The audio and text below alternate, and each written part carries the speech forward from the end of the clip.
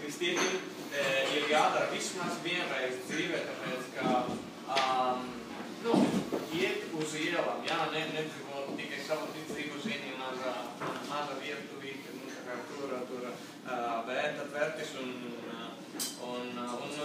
tu redzi, ka Dievs caur tevi strādā. Nav tā kā, kustas kalni un tā, bet kaut ko lielāku, tā kā kustas sirdi un tā kā jau tad, kad tu atgādini cilvēkiem, tā kā varbūt notika kā, es nenopērkšu neko, trauciet man, bet kādiem, jau tad, kad tu atgādini viņiem, tu jau zini, ka, viņi par to domās bišķiņ drusku par Dievu un